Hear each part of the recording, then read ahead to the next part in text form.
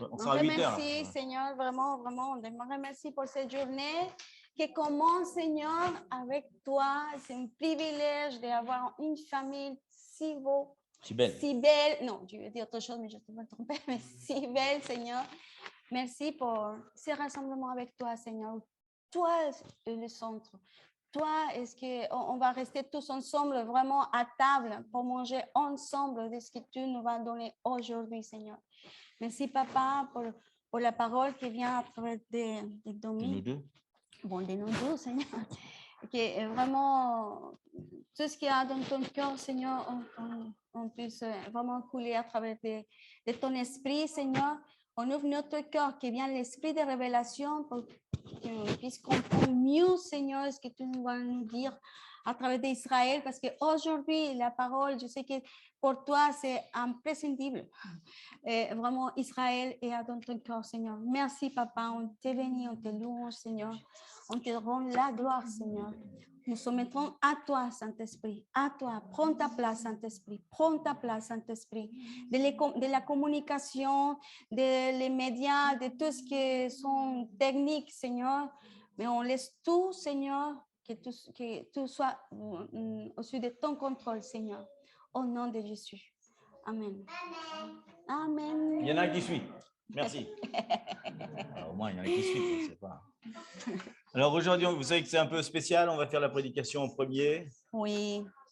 On va rentrer dans la prière sans la présence de Dieu avant. On va voir si c'est possible. C'est possible.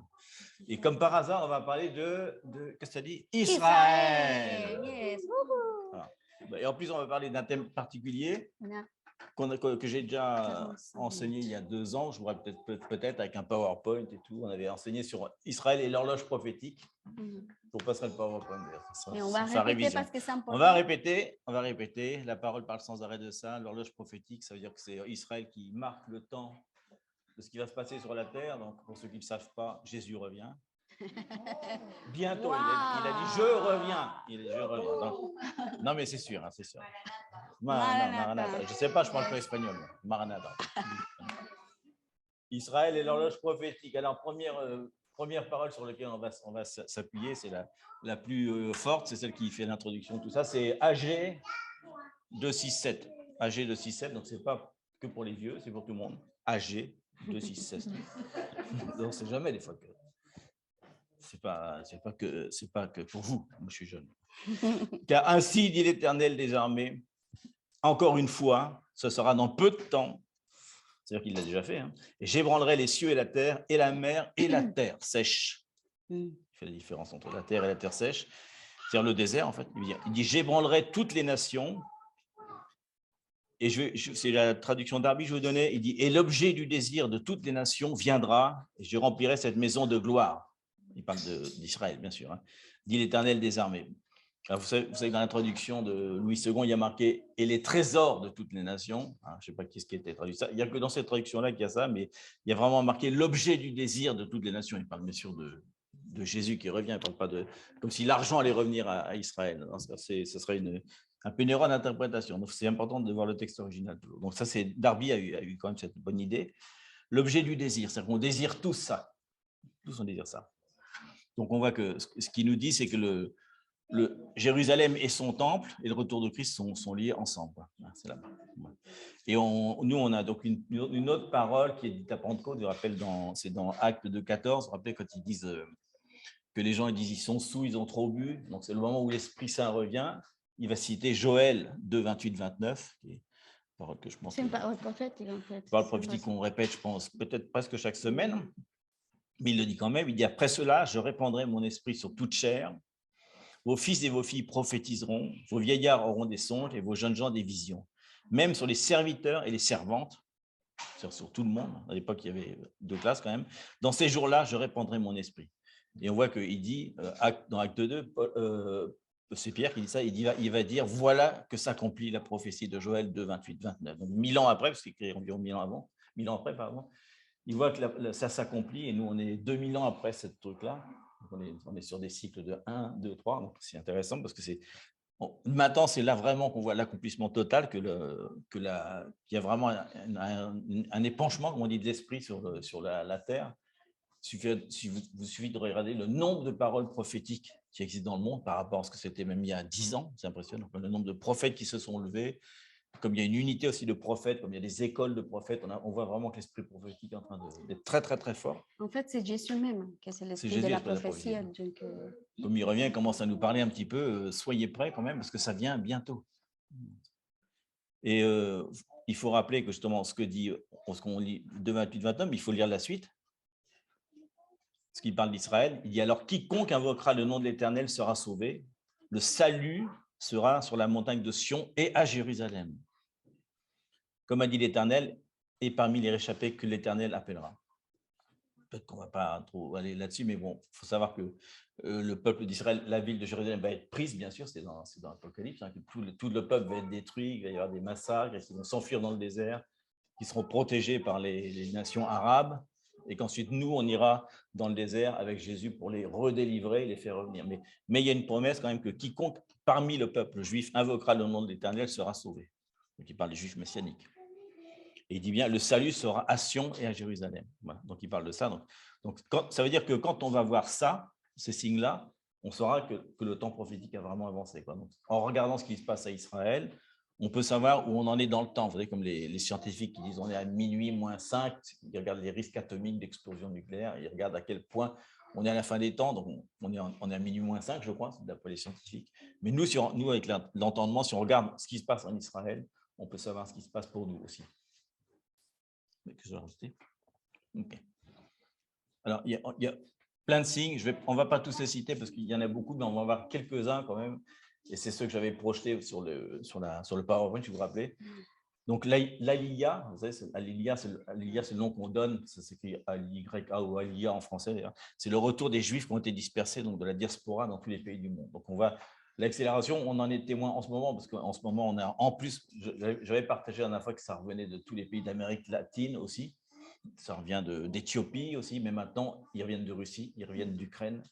Donc, on a un deuxième truc, mais beaucoup reviennent aussi du Liban, reviennent de... Enfin, il y en a beaucoup qui étaient disséminés dans les pays musulmans et qui sont en train de revenir. Donc, c'est vraiment en expansion, on pourrait les citer presque tous, mais je pense que partout, on voit l'ALIA qui est en train d'augmenter. Donc, ça, c'est un des signes. On avait parlé d'autres, on va aller voir après. Bon, je ne vais pas en parler celui-là. Il y a un autre signe qui est important, parce que là, on va vraiment aller voir Israël. Vous vous rappelez que le 14 mai 1948, qu'est-ce qui s'est passé? Le sionisme. L'État d'Israël est créé. Donc ça, c'était la prophétie de Ésaïe 6, 18, 8 à 10. Ésaïe 6, 8 à 10. Il y a marqué qui n'a jamais entendu pareille chose, qui n'a jamais vu rien de semblable. Un pays peut-il naître en un jour? Une nation a-t-elle enfanté d'un seul coup? À peine en travail, Sion a enfanté ses fils. Ouvrirai-je le sein maternel pour ne pas laisser enfanter, dit l'Éternel? Moi qui fais naître, empêcherai-je d'enfanter, dit ton Dieu? Réjouissez-vous avec Jérusalem. Il nous parlait, nous, là. Faites d'elle le sujet de votre allégresse, vous tous qui l'aimez. Tressaillez avec elle de joie, vous tous qui menez deuil sur elle. Donc, il nous dit à nous, les autres nations, de se réjouir avec Jérusalem que le sionisme existait. Hein. Pas populaire du tout. Hein. On ne peut pas nier à Jérusalem. On ne peut pas nier. Même s'il y a des gens qui ne l'aiment pas, c'est la réalité, c'est l'accomplissement de la parole. C'était très, très galvaudé, mais maintenant, prophétisé, ils appellent ça le sionisme, en disant que le sionisme, c'est Israël comme pays agressif, etc. Mais en fait, il ne fait que prendre son territoire et le défendre. Mais aux yeux des autres, forcément, ça paraît un courant politique, quoi. Donc, ce n'est pas du tout ça. C'est un accomplissement. Et Jérémie 30. 30, 18, 20. Alors là, on parle du deuxième signe, après la nation qui était en ce jour, c'est la femme Aliyah, c'est la diaspora qui revient. Alors, on en a beaucoup, peut-être qu'on peut en lire. Ouais, on va lire quelques-uns, c'est pas mal. Jérémie 30, 18 à 20. On va partager le PowerPoint si vous voulez après. Moi, quelqu'un veut lire ça? Oui. Jérémie 30, 18 à 20. Ah oui, par contre, on ne va pas l'entendre là. Voici, je ramène les captifs des tentes de Jacob. J'ai compassion de ses demeures. La ville sera rebâtie sur ses ruines, le palais sera rétabli comme il était. Les milieux célébreront des actions de grâce et des cris de réjouissance. Je les multiplierai et ils ne diminueront pas. Je les honorerai et ils ne seront pas méprisés. Ses fils seront comme autrefois. Son assemblée subsistera devant moi et je châtierai tous ses oppresseurs. Une des premières paroles qui parle du retour de la diaspora. On en a un deuxième, c'est Jérémie 16, 15. Je lis parce que avec le micro, on n'entend pas. Mais on dira: l'Éternel est vivant, lui qui a fait monter les enfants d'Israël du pays du septentrion et de tous les pays où il les avait chassés. Je les ramènerai dans leur pays que j'avais donné à leur père. On va en dire que 3. Amos 9, 14. Il dit: je ramènerai les captifs de mon peuple d'Israël. Ils rebâtiront les villes dévastées et ils les habiteront. Ils planteront des vignes et en boiront le vin. Ils établiront des jardins et en mangeront les fruits. Donc là, on a 3 signes, puisqu'il dit qu'il va ramener les captifs d'Israël. Donc c'est Aliyah. Le deuxième signe qu'on avait dit, c'est que toutes les villes bibliques anciennes seraient rebâties. Il dit: ils rebâtiront les villes dévastées. C'est aussi dans Ésaïe 61, pardon. Donc, ça, c'est un des signes encore de truc, c'est que toutes les villes qui étaient anciennement bibliques, comme Jéricho, elles sont toutes en train d'être reconstruites. Les villes seront reconstruites. Donc, il y en a très peu qui ne sont pas reconstruites pour l'instant. Et ils sont habités. Il disait en ceux qui vont planter des vignes, en boire le vin. Donc, ça, c'est une autre prophétie qui est autre part, dans Jérémie, je dirais. Il dit que les plants de vignes vont revenir sur la Samarie. Ils vont replanter des vignes. Donc, c'est un signe actuel, puisque vous vous rappelez, M. Rothschild a ramené toutes les vignes, il a racheté tous les plants qui avaient été envoyés aux États-Unis à travers la France. Ils étaient venus en France par les Romains. Ensuite, les vignes étant détruites en France, elles avaient été protégées aux États-Unis. Elles sont revenues en France et maintenant elles reviennent en Israël. On voit le chemin prophétique. C'est très fort, non, de voir ce qui se passe dans la prophétie. Parce que le vin, c'est le don de la prophétie. Donc, on voit en Samarie que les plantes refleurissent. Et non seulement elles refleurissent, mais c'est le meilleur vin du monde. Actuellement, c'est considéré comme le meilleur vin du monde. Et chaque année, on a donc des gens de tous les pays du monde qui viennent pour la récolte et qui viennent récolter avec les Israéliens. C'est vraiment un signe très fort. Et ils vont établir des jardins. On voit que Israël a commencé à coloniser tous les déserts pour commencer à mettre de l'eau, à mettre des rivières, etc. C'est le premier pays au monde. On va rappeler que tous les pays du monde cherchent à avoir la technique de l'eau d'Israël. Parce qu'ils ont cette grâce de faire refleurir ça. Donc, ça fait partie de plein de signes en même temps. On les a tous en même temps là, dans ce passage-là. En plus, ministère sécheresse. L'autre, on l'a dans Ézéchiel 36, 24, 37. C'est ce que je disais tout à l'heure. La terre dévastée sera cultivée, tandis qu'elle était déserte aux yeux des passants. Donc, c'est la culture dans le désert. C'est impressionnant, ils arrivent à cultiver des choses dans le désert, les meilleurs fruits du monde, et ils poussent dans le désert. C'est des fruits absolument extraordinaires. Et il n'y a pratiquement pas d'eau. Ça utilise une technique hydroponique qu'ils ont inventée, où il n'y a pratiquement pas d'eau, ils arrivent à faire pousser les trucs dans le désert. Donc, et personne ne sait le faire. Il n'y a que qui sait faire ça pour l'instant. C'est encore un signe. Et on dira: cette terre dévastée est devenue comme un jardin d'Éden. Non, comme terme. Et ces villes ruinées, désertes et abattues seront fortifiées et habitées. Donc, les fameuses villes bibliques qui ont été détruites. Et les nations qui resteront autour de vous sauront que moi, l'Éternel, j'ai rebâti ce qui était abattu et planté ce qui était dévasté. Vous avez vu qu'il dit les nations qui étaient autour de vous, donc il parle de l'Irak, de la Syrie, du Liban, de tous les pays qui sont autour, de la Palestine. Ils sont témoins de ça. Ils ne peuvent pas dire ça. Il parle vraiment de ce qui était à côté. Il dit: moi, l'Éternel, j'ai parlé et j'agirai. Ainsi parle le Seigneur l'Éternel. Voici encore sur quoi je me laisserai fléchir par la maison d'Israël. Voici ce que je ferai pour eux. Je multiplierai les hommes comme un troupeau. Les villes en ruine seront remplies de troupeaux d'hommes, pareils aux troupeaux consacrés, aux troupeaux qu'on amène à Jérusalem pendant ces fêtes solennelles. Ils sauront que je suis l'Éternel. Donc, la population israélienne est en train de grandir de façon extrêmement grande, puisqu'ils accueillent tous les gens qui reviennent. Donc, en ce moment, la population grandit, mais en fait, de l'extérieur qui revient à l'intérieur. Même la Russie, ça fait très longtemps que la Russie, on voit tous les gens viennent en Israël, puisque maintenant, ils sont très bien accueillis. Vous verrez quand on sera en Israël, le nombre de Russes qu'il y a, c'est impressionnant. Le nombre de Français aussi. Deuxième signe prophétique, dans l'œuvre prophétique, c'est la guerre des 6 jours. Je ne sais pas si vous avez déjà étudié cette guerre-là, qui est du 5 au 10 juin 1967. On l'étudiera, c'est intéressant. Ils avaient été en guerre donc, contre 4 pays: l'Égypte, la Jordanie, la Syrie et un autre, je crois. Non, peut-être que 3. Égypte, Jordanie et Syrie. Donc, c'est prophétisé en Zacharie 12, 6. En ce jour-là, je ferai des chefs de Juda comme un foyer ardent parmi du bois, comme une torche enflammée parmi des gerbes. Ils dévoreront à droite et à gauche tous les peuples d'alentour, et Jérusalem restera à sa place, à Jérusalem. Jérusalem, c'est la capitale maintenant, c'est récupéré, donc c'était prophétisé, donc ça accomplit la prophétie. En 60 a été récupéré la Jérusalem, mais vous avez vu sans doute qu'ils avaient prévu que la guerre durait, vu les forces qu'ils avaient, ils avaient prévu que ça durait un jour, comme la Russie en Ukraine. Pour une semaine, c'était fait. Et quand ils sont rentrés dedans, ils ont vu la main puissante de l'Éternel qui a fait qu'ils ont tout perdu. Ils ont été défaits en 6 jours, ce qui est vraiment spectaculaire. D'autres signes qu'on a, que le langage hébreu serait restauré sur la terre. Depuis que c'est perdu, c'est vraiment T'imagines? impressionnant.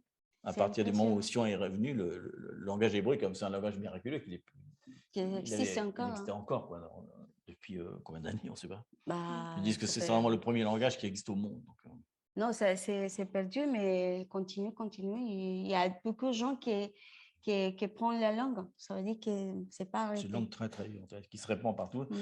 Et le jour du sabbat aussi a été rétabli. Ouais. Prochain signe qu'on a aussi, on va pas Bah, c'est Jérémie 3,17. Jérémie 3,17. On peut le lire qui parle de Oui. ça. En ce temps-là, on appellera Jérusalem le trône de l'Éternel. J'aime Toutes bien les en ce nations. temps-là, toujours, dernier Oui. temps. Mm. Toutes les nations s'assembleront à Jérusalem au nom de l'Éternel et elles ne suivront plus les penchants de leur mauvais cœur. Ça, c'est un signe qui... C'est Jérémie 3,17. On est un petit peu plus loin dans l'horloge prophétique quand même. Hein. Et un des signes qu'on a aussi, c'est la fameuse reconstruction du troisième temple. Ah oui. Ils sont déjà prêts. Si vous n'avez jamais vu, on peut vous envoyer des liens qui des vidéos sont... hein, où on peut visiter le lieu où ils ont tout prévu. Tout a été construit, ça y est. Et ils disent qu'il leur faudrait 3 jours pour construire Non, le temple. 3 mois, pardon. mois. 3 mois, pardon. C'est long. 3 mois. En tout cas, 3 mois. tout a été construit. Oui, le temple, parce que le temple, c'est un peu plus long, mais tout est déjà tout prêt, à hein. l'intérieur. Ils ont déjà fabriqué tout, il ne manque aucun objet. Aucun objet rituel n'a Les pas été personnes, fabriqué. Donc, on tout, peut visiter c'est- le musée sur Internet, c'est vachement intéressant, c'est super. Donc, on attend ce signe-là. Mm. C'est parti. Mm. Deuxième partie. Vous vous rappelez qu'on a vu tout à l'heure, en Israël, tous ceux qui invoqueront le nom de l'Éternel seront sauvés. Parce que c'est un des signes. Donc là, c'est le signe qui va nous intéresser un petit peu plus aujourd'hui, surtout avec la réunion qu'on a après.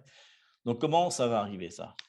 On a déjà pas mal prêché, mais c'est bien de réviser un petit peu. C'est dans Romains 11, 25.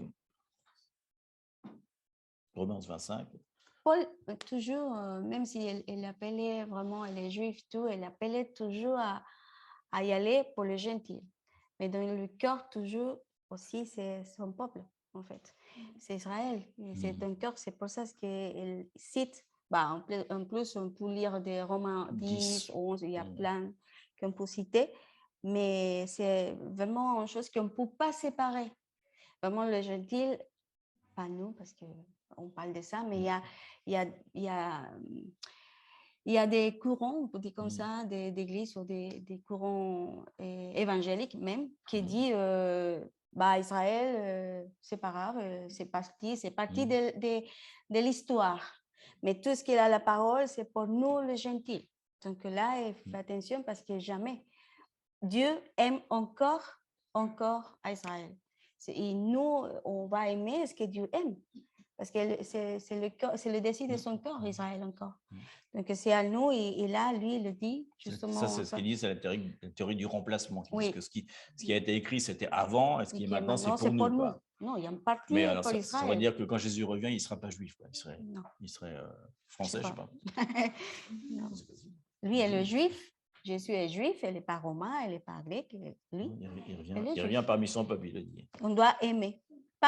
Parce que des fois, le problème, c'est que nous, on voit Israël comme politiquement, c'est comme Israël comme nation, comme terre, mais on ne voit pas vraiment l'Israël de Dieu, la nation que Dieu a choisie. C'est pour ça qu'on voit il y a plein, mais on a cité quelques-uns, des paroles prophétiques qui parlent de comment Dieu même a fait plein de choses pour récupérer la terre pour Israël.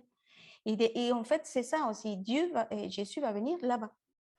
C'est ça, c'est certain. C'est Jérusalem où il va venir. Donc, c'est à nous de regarder Israël comme une partie de nous aussi.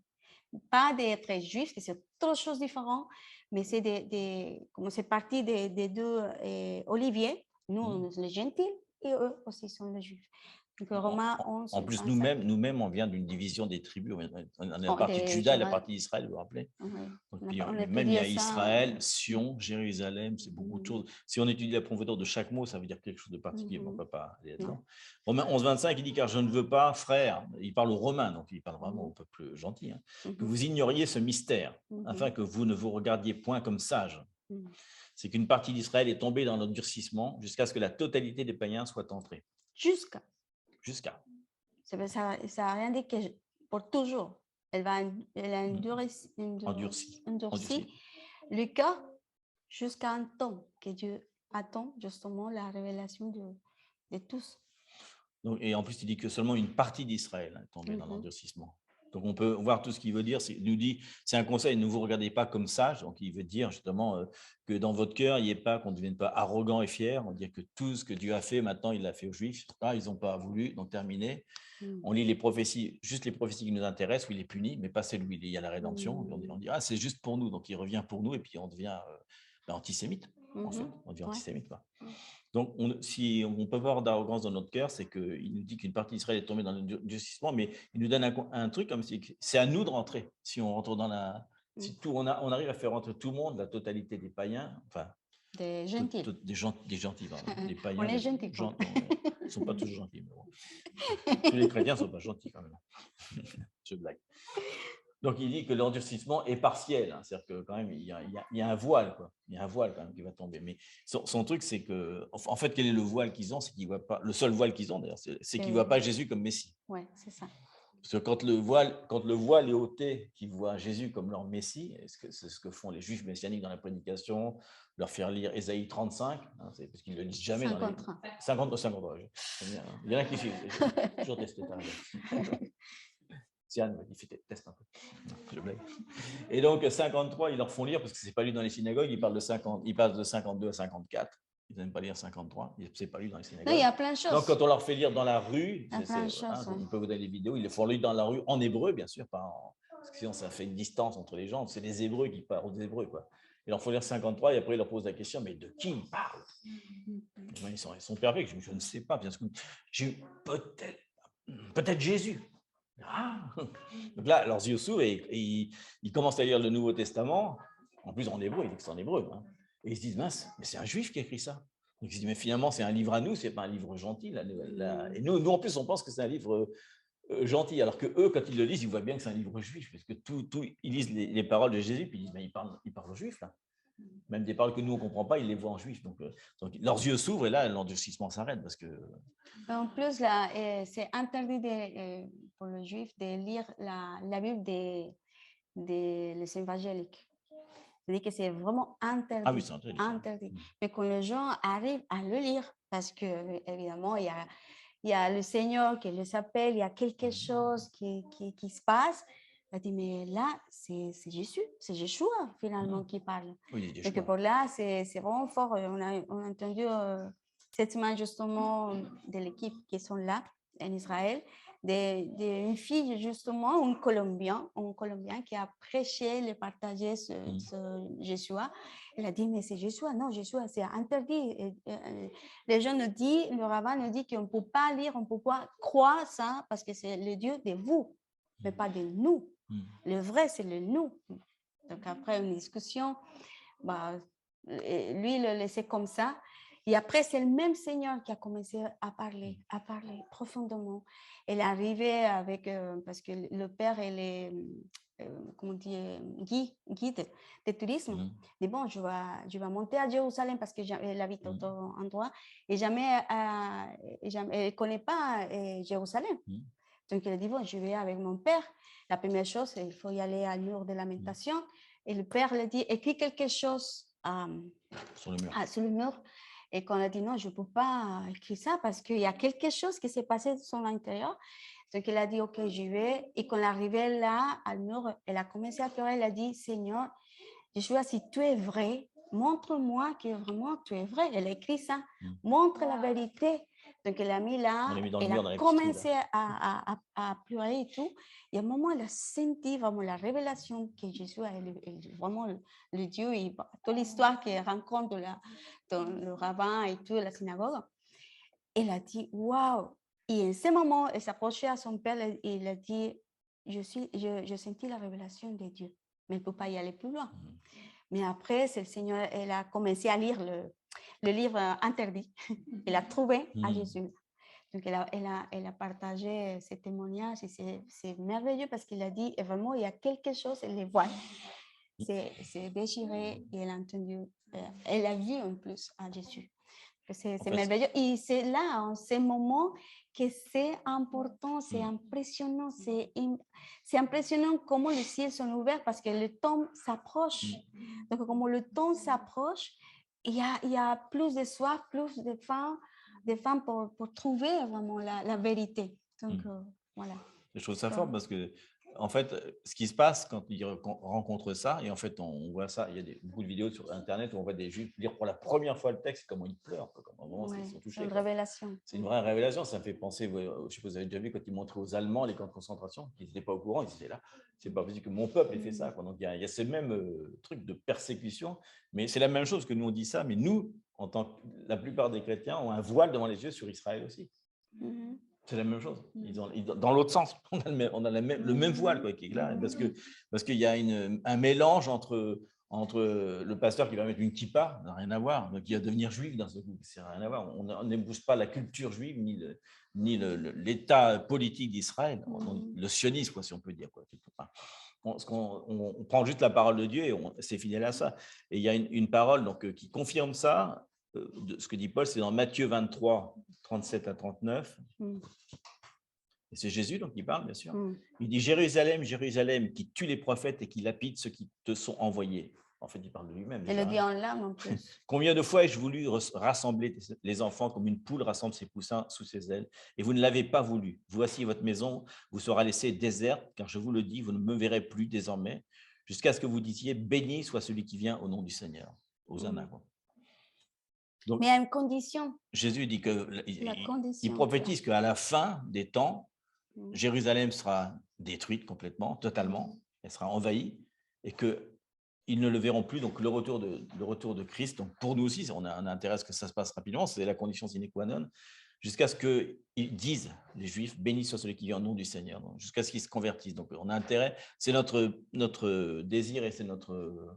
Je n'avais pas notre obligation, mais c'est un conseil qu'il nous donne. Plus on va convertir de Juifs rapidement, plus il va revenir vite. Donc c'est à nous de prêcher aux Juifs, quand même.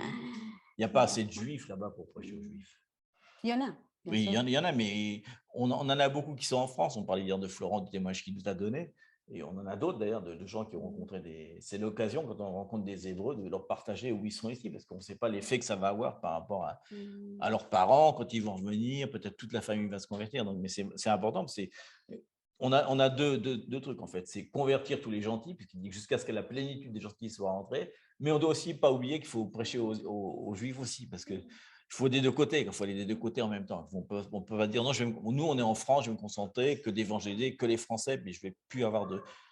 Il y a limite, même si on n'a pas l'occasion, on peut prier pour Israël en permanence. Oui. Dieu écoute les prières aussi. Donc c'est ce qu'on va faire aujourd'hui, tout à l'heure, ça fait partie un petit peu de ça, de dire que toutes les nations peuvent se réunir pour intercéder pour Israël. C'est pour ça qu'on donne ça avant, pour qu'on ait un entendement, avant de faire ce qu'on va faire tout à l'heure, de ce qu'on va produire dans les cieux, quoi. Quel est l'effet qu'on va avoir. Parce qu'en fait, c'est ça, c'est tous les gens qui prient, que les voiles se déchirent et qu'eux peuvent dire béni soit qui vient au nom de Jésus, le Seigneur. Ça veut dire que la condition que Jésus a dit, je viendrai jusqu'à ce que vous disiez ça, pas nous. Donc là, c'est vraiment, et on voit une accélération de temps en ce moment-là. On voit vraiment que Dieu accélère le temps et Dieu met le cœur, il y a de plus en plus, mais il y a des persécutions aussi, mais aussi à le cœur pour prier pour Israël. Mais si on ne comprend pas l'histoire, si on ne comprend pas ça, des fois on dit, ben, pourquoi Israël? C'est que les choses d'Israël? Vraiment, même si on peut dire, oui, c'est Israël, on sait que Jésus, machin, on peut le dire. Mais ce qui est vraiment que nous soyons conscients de tous ces passages qu'on a lus aujourd'hui, que vraiment on prie que même pour Jésus, il a de venir à son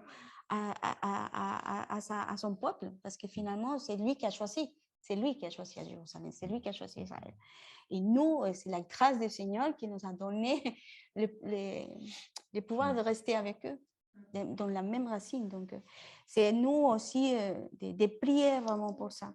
Déjà, on va voir vraiment la dernière récolte de toutes les nations. On va voir la plus grande, mais aussi, ce sera pour Israël. Et c'est important aussi de se rappeler de tout ce qu'on dit là, en fait, on pourrait voir ça juste comme une technique d'évangélisation, mais pas du tout. En fait, tout ce qu'on fait là, c'est parce qu'on veut que le Seigneur revienne. Tout ce qu'on parle là, c'est toujours marqué à la fin des temps, dans les derniers temps. Alors, donc, en fait, là, vraiment, notre but, ça va être vraiment Maranatha, c'est vraiment les derniers temps. Donc, est-ce qu'on va faire la plus grande récolte d'âmes qui s'est jamais passée juste pour avoir la plus grande récolte? Non, parce que si on fait la plus grande récolte d'âmes, alors la plénitude des gentils va rentrer. Alors, il faut toujours penser que si on veut convertir les Juifs, c'est pour qu'ils disent béni soit le nom de l'Éternel et que Seigneur puisse revenir. Le but, c'est toujours que le Seigneur revienne le plus vite possible, quoi. Donc, tout ce qu'on parle là, en fait, c'est pas un truc théorique. Bon, les gentils doivent évangéliser les Israélites, point final. Non, parce que s'ils le font, alors Jésus revient. Si on évangélise toutes les nations de la terre, c'est parce que si on fait ça, il dit dans Matthieu 24, 14, la bonne nouvelle du royaume sera prêchée dans le monde entier pour servir de témoignage à toutes les nations, alors viendra la fin. Parce que ça fait encore une des conditions sine qua non. Pour vienne la fin, il faut prêcher à toutes les nations. Et c'est une promesse qui va accomplir. C'est une promesse. Donc le plus grand réveil, en fait, le plus grand réveil, c'est pas pour remplir les églises, c'est pour que grâce à ça, Jésus revienne plus vite. Ouais. En fait, il est prêt à revenir. Il dit je reviens. D'ailleurs, il dit, mais Dieu le retient parce que c'est pas encore le moment. Il veut que la plupart des gens soient sauvés, que le maximum soit sauvé. Mais il est retenu. Jésus, il doit vraiment. T'imagines, on parle de fiançailles, t'imagines? Ça fait 2000 ans qu'on est en fiançailles. Il est là. Aïe, aïe, aïe, aïe, aïe. S'il te plaît. On prend les douches d'eau froide toute la journée. Ah, Seigneur, je veux revenir. J'ai hâte. Il a hâte d'en venir pour sa fiancée. Je peux te dire qu'il est ouf. Mais c'est comme les on est là. Mais la fiancée n'est pas prête. Venir. Non, je suis pas prête. Attends, je suis en train de me laver. Sorry. Oh, dépêche-toi. Non, attends, non, mes vêtements sont sales. Ah. Lave tes vêtements. Non, mais c'est. C'est vrai, c'est ça. Ah, bah là, c'est terrible. Là, on est loin. C'est pas des regards. On a choisi la robe. Il dit, ah, la robe. Mais c'est ça, il est dit, l'Église et l'épouse crient Maranatha, viens Seigneur. Et c'est vraiment le plan de Jésus quand même. Il parle des derniers temps, mais qu'ils savent qu'il y a des derniers temps les Juifs, même si pour eux c'est pas comme nous. Hein. Mais il a donné aux Hébraïques, aux Juifs, il a donné Daniel, il a donné plein de livres prophétiques, hein, ceux qui sont considérés comme des livres apocalyptiques. Et à nous, il a donné Apocalypse. Donc, les Juifs ne connaissent pas Apocalypse, et souvent, les chrétiens connaissent Apocalypse, mais ils ne connaissent pas Daniel, quoi. Et si on n'utilise pas les deux mouvements, savoir que tout ce qui est dit dans Daniel, c'est pour nous, et non pas pour le peuple juif, ce qu'on dit tout à l'heure, et qu'on lit en même temps Apocalypse, alors on a une vision globale des choses. Donc, tout ce qu'on dit là, en fait, c'est l'accomplissement de plein de choses. Et vous vous rappelez que même dans l'Ancien Testament, il y a plein de choses qui nous parlent des temps signalés. Et on peut penser que non, c'était les temps signalés pour établir les tentes dans le désert, mais pas du tout. Comment commence le Nouveau Testament? Par des mages qui vont regarder les signes des cieux, les étoiles, pour trouver où est Jésus. Donc, vous voyez, ce n'est pas aboli, quoi. En fait, ça commence comme ça. Jésus est trouvé que grâce à ça, finalement. Donc, c'est important que tout ce qui est mis dans l'Ancien Testament nous sert aussi, pas seulement. Donc, il y a des temps signalés, puisqu'il dit qu'il va revenir à un temps précis, une fête particulière. Et toutes les fêtes veulent dire quelque chose. Donc, ça fait partie, comme on dit, ce n'est pas la fête hébraïque juive, c'est la fête en tant que temps signalé. Et si on regarde en ce moment les étoiles, on peut de la même façon avoir, comme faisait la tribu d'Isaacar, il faisait que ça, regarder les étoiles. Il savait qu'en regardant les étoiles, il connaissait les signes des moissons, bien sûr, il connaissait beaucoup de choses avec ça. Le temps aussi. Mais il connaissait les temps. Ils avaient remarqué qu'à cette époque-là, à cette fête-là, il se passait quelque chose de particulier. Donc, c'est important. On est vraiment dans... C'est pour ça qu'on s'y aligne. C'est parce que le Seigneur n'est pas là, le Père est toujours, mais il y a un moment où le Père rassemble à tout son peuple. Donc, c'est ça. Aujourd'hui, on a commencé, ça commence 26. Et pour Israël, c'est la fin de l'année. C'est le nouvel an. Mais pour nous, on sait que selon la parole, il y a quelque chose de précis qui parle. Pour nous, c'est le temps signalé qui est dans midi tout à l'heure. Donc là, c'est quand le Seigneur, je ne sais pas si vous voyez ça, mais il y a quand le temps de Dieu, le rendez-vous de Papa avec nous, il y a quelque chose qui passe dans l'atmosphère. Il y a vraiment le ciel ouvert, il y a comme des portails célestes, si on peut dire comme ça, le mot un peu choquant, mais c'est comme ça, qu'il y a une interaction des armées des anges, des peuples de Dieu, des que portes s'ouvrent, qui on est en train vraiment de rentrer à quelque chose. Donc c'est ça pour laquelle nous, eux a décidé de faire ces réunions avec toutes les nations